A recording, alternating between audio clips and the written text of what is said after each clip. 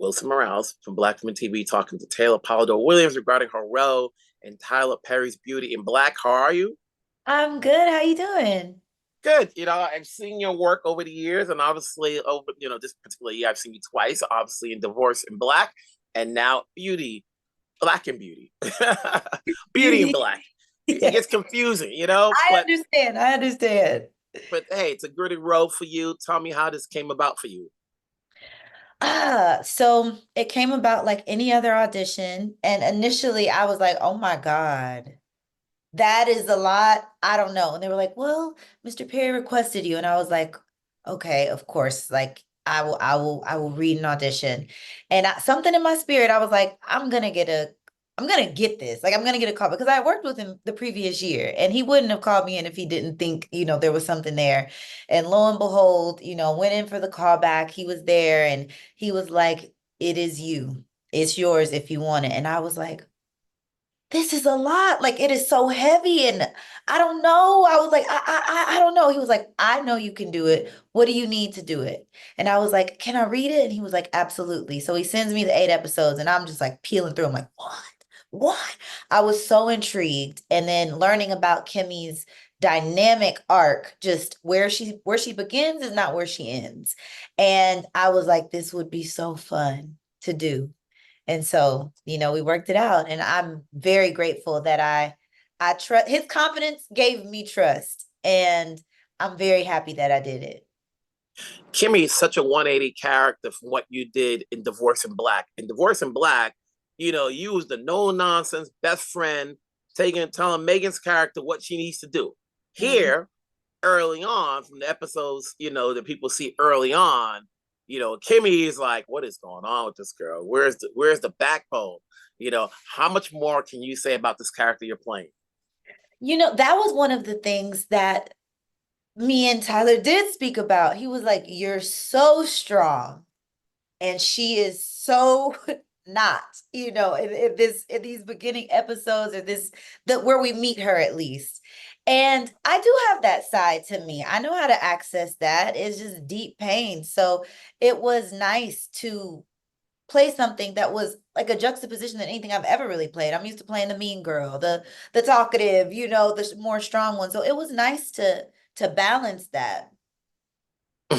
So it's kind of funny from the other roles you've played in other shows and films, and then you look at this, and then you look at that first episode. I'm like, when you first read that script, you're like, what the hell does he got me doing? Like, are That people that like, that's are you role. signed off on this? Yeah, that's the type of role that I'm more drawn to. I love strong women. I love empowered women and being able to put those images on, on screen, any opportunity. But I also think that it's a very powerful thing too to play a character that transforms so much. Mhm. And I think because I knew where she's going, which is much different than, I think a traditional show where you're shooting episode by episode. Mr. Perry knows what is going to happen from the beginning to the end. And he'll tell you this is what the story is. And so getting the opportunity to play that transformation was intriguing to me. Mhm. You You find know, your you you're playing opposite an ensemble of talented people. You obviously don't have scenes with everybody, but for those who you were able to work with, what was that feeling like on set? And then you get to meet everybody else. I'm sure, like, in Atlanta, I just saw that you guys had a screening out there, premiere. So what's that feeling like when you're working with a lot of people, some who you have scenes with and some you don't? It was so much fun because we shoot everything all together at once. We were together the entire time. Even if I didn't have scenes just yet with some of the characters, we all know each other. And I think that was one of the most unique and special things about this project. Um, the fact that we all energetically just clicked. And I think it's because we all really wanted to do a good job and we all wanted to do our best and help each other do our best. So working with everybody, working with, newer people who I had never met before was fun. And, we're learning together, cracking up Mr. Perry, and then working with legends like Richard Lawson and Debbie Morgan again. They're just a master class. And like some of my favorite moments were when the cameras were cut and we're able to just have conversation. Like one time, Mr. Lawson talked to me for like 20 minutes. We were on a ride and he was just pouring so much game into me about the industry. It's like moments like that I prayed about. So it was great. Everyone was great. The entire cast. Now, do you take stock into the character background that you're playing? Like, is obviously this is a fictional series. Not everything's real, but it's you're talking about strippers, and we've seen a couple of shows, and we don't want to have a certain depiction of strippers. Right. Have you gone to a strip bar and see what the setting is like? Have you spoken to anybody to get an idea as to their lifestyle and why they do it?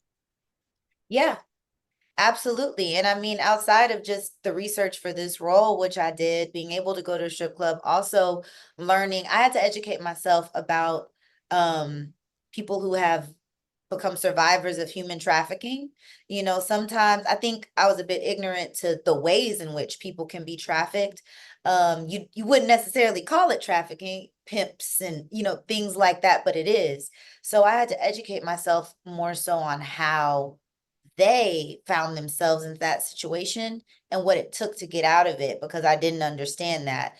People that worked in the strip club, I had more of a connection to because I had been to strip clubs. I knew people who had danced. Like that was a little bit easier to wrap my head around. But the other aspect of it, I definitely had to educate myself on that.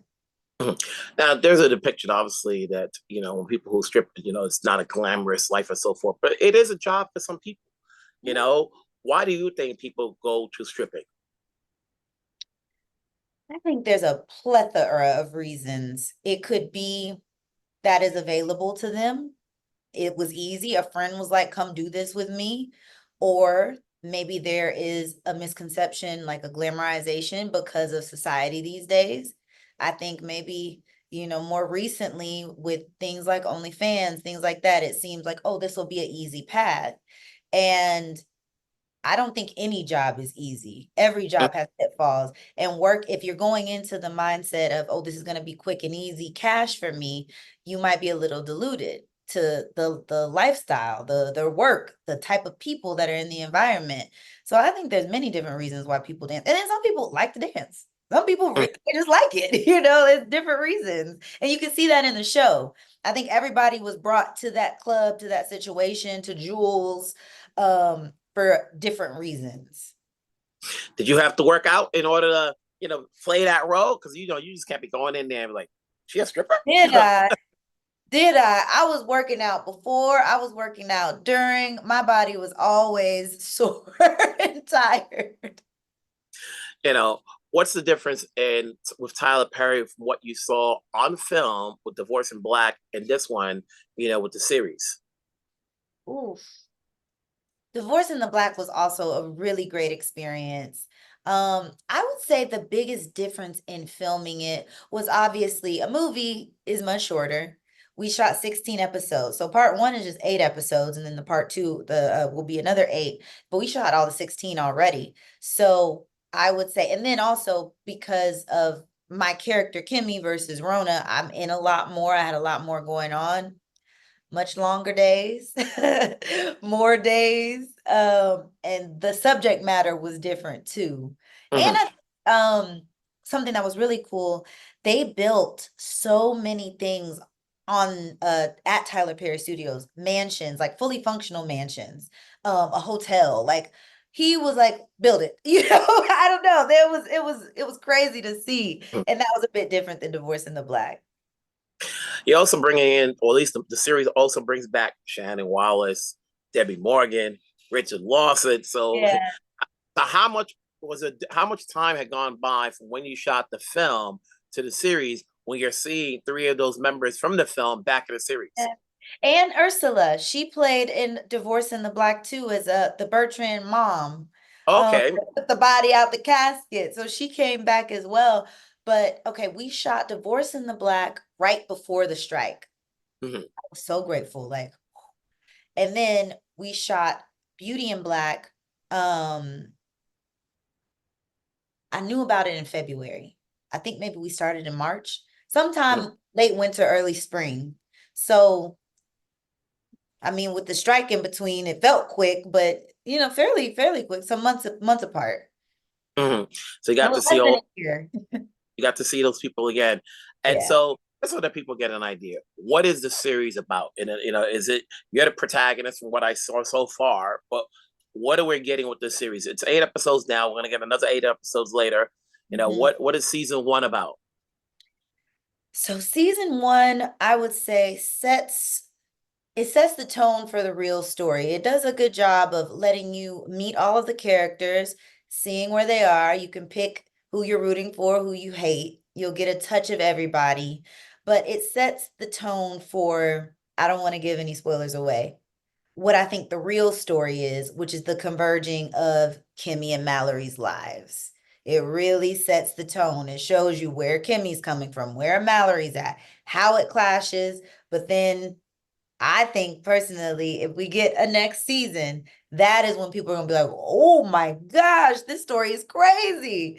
Um, but yeah, it is two worlds colliding. I've never known Tyler Perry to have a one season show. So we know we're gonna get another one. So let's stop right there. We know we're gonna get another one. All his I shows haven't go at either. least they've never just been one and done. You know what I'm Yeah, saying? he said he wants 100 episodes. I said, well, let's do And you know it. what? He's gonna make it happen. He's gonna make it happen. And so for you as an actress, having worked all these years in different positions, but this is a lead role for you, what has this show done for you skill set wise as an actress that's different from what you've done before? It called on skills that I didn't even know that I had. And it's just the particularly unique way that Tyler shoots. Um, he is very intentional about what he wants. He knows exactly what he wants, and it is a well-oiled machine from every camera person to the AD. Like I can't even fully conceptualize how to do it. It's really just his mind, how he makes it all happen. But on a let's say for reference, on a average set, maybe we'll do 5 to 6 scenes in a day. For Beauty in Black, we were shooting 30 plus scenes in a day, and I was in What? at 30 of them. Yes. Like it's going. So I really had to prepare for the entire season like it was a movie. That was the approach that I took to it. So at any time I was ready to do any scene ever. And it built a lot of confidence in me to know that I could do it. I pushed myself. He was a wonderful director, pulled things out of me that I didn't know were there. I never cried that much in my life, day in, day out, just crying, getting beat up. Like I've never had that in my life. So it definitely pulled in skills that I haven't used yet, and I'm proud of that. When you're saying you're doing 30, close to 30 a day compared to 5 or 6, you know, does it make you know your lines in a better way, knowing that like we got to get through this because it's going to be a long day. If we don't want to be doing this many takes. Or as opposed to when you're doing 5 or 6, you can pace it out, take a little Yeah, break. He's only at 20 a day. You're like, no, we want to get this thing done. we're getting it done. Um, I think that I'm really grateful to, I worked with a wonderful acting coach, Robin Dale Myers. I'll always sing her praises. But when it comes to the lines, I'm not an actor that I have to learn the lines. I'm an actor, I have to learn the story. And when I'm playing opposite somebody, the lines will come to me. If I analyze and know the story enough, this character is going to inform my character with what to say. And that works for me. I know some people work in a different way, but for me, I just have to know what's going on. And then I also have a really good short-term memory. So I might, skim through right before we do it and I'm good. From what I've seen, with going back to the show, Kimmie is in such a position where I don't know if this is the right word. She's being degraded. Hopefully we're going to see the strength come out of that, where she finds the confidence to, be better than what we've seen episodes 1 or 2. But leading up to it, why do you think Kimmie's been in that position, to where we see her when the show starts? Well, and it goes into it in those episodes, but it'll go into it more. She comes from an abusive childhood. And I think that a lot of children that come from homes where they were abandoned, abused, those things, they carry with you. And I think to this point, maybe she's always felt I do have worth, but there is nothing around her that is affirming that. And Mm-hmm. So I think her journey in this season is she gets pushed to a point to where she has to be strong for herself. She has to. There's no other choice. And I think she just had to get to the point where you either make the decision to keep getting beat down or try something else. And yeah, that's why her former life. Your fan base is going to grow, obviously, from people who've seen the movie, which got a lot of views on Prime Video, and now they're going to go over on Netflix where there's a lot more viewership, and they're going to be looking at this show. What do you do to stay humble when you're not promoting a series?